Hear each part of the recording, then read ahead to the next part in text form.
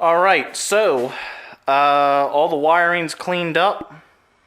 I say all the wiring, but on these tractors there usually isn't much going on.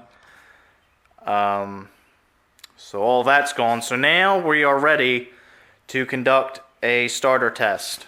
I have suspicions that the starter may or may not work, but I'm going to not judge a book by its cover. So what I've done is I've hooked one cable up to the ground. I kind of cleaned that bolt up a little bit as best I could. The other two leads are just going right to this battery. I know this battery's good. It's the one from the other 8N, and if I take this positive and touch this top post, we should get some action. So let's see what she does. Nothing yet.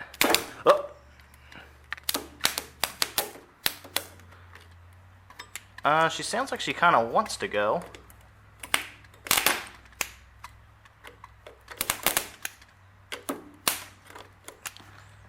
She doesn't sound too good. I hear her kind of trying to like do something, but she doesn't sound too good, so I can't tell if these cables are really doing.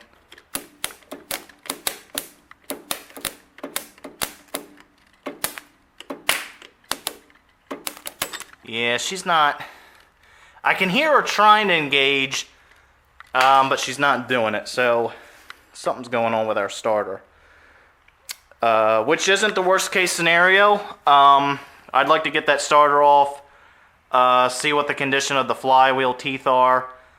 Also, in the last little video I took when we were rolling this thing around, there's some kind, you can hear it like ratcheting, and I think what's going on, it occurred to me after I took that, this is the other end of this starter. On these starters, you have sort of like a receiving ratchet that goes into this casting.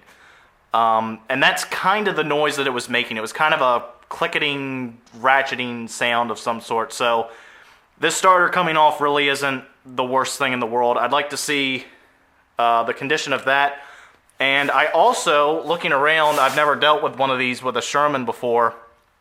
There's no plugs anywhere on the side, on this side or the other side.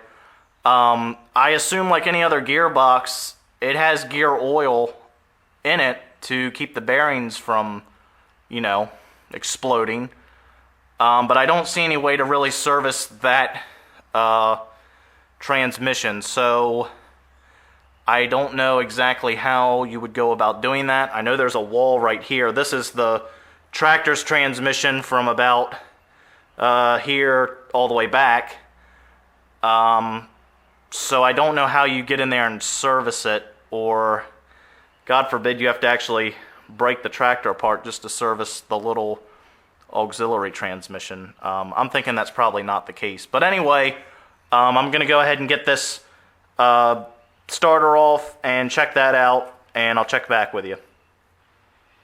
So one of the joys of tractor restoration is that you get to find what things have made a home inside of your project.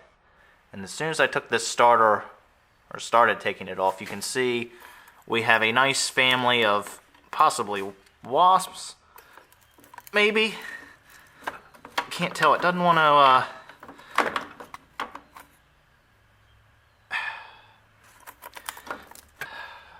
Alright, this is going to require two hands. I'll check back with you.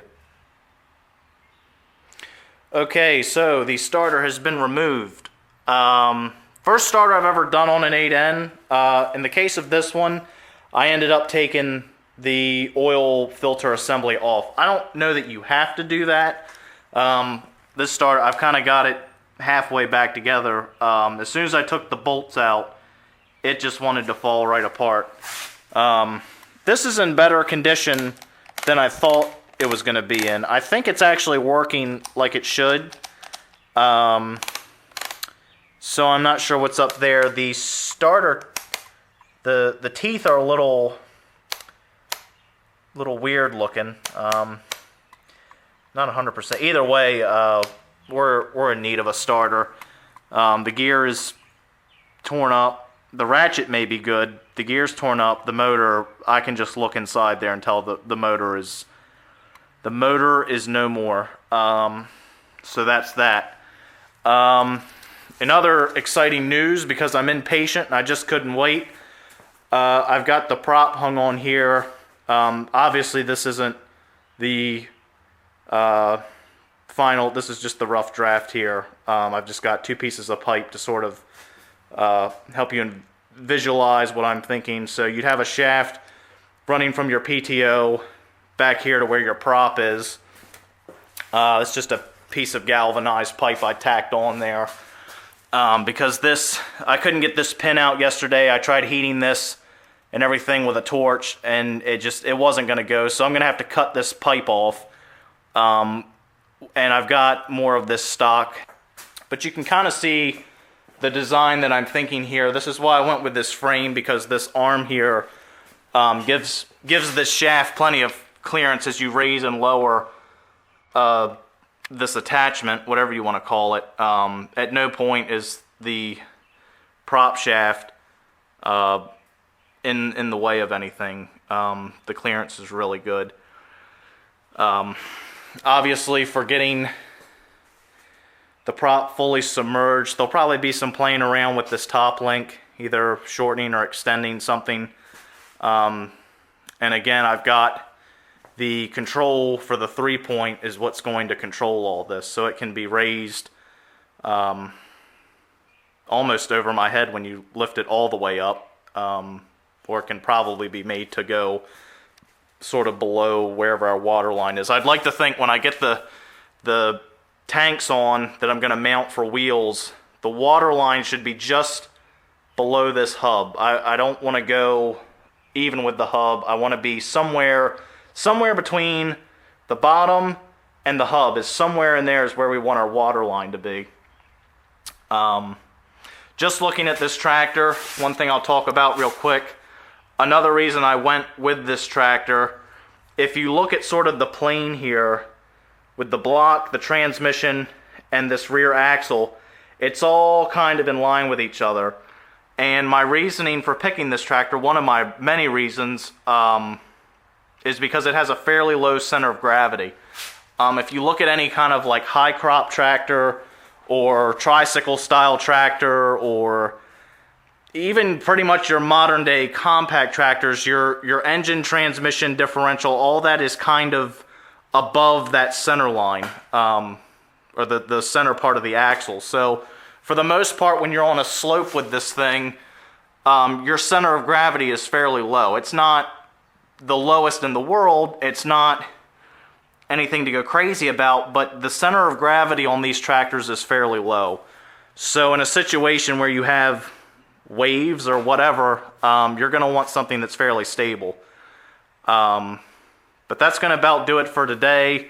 I think I've made pretty good progress for today. The big thing was just finding out that the motor wasn't locked up. I've got parts on order. Definitely going to need a starter. And we'll go from there. I'm going to play around with the ignition a little bit. And hopefully pretty soon here we should get this thing running. So until next time, I'll see you later.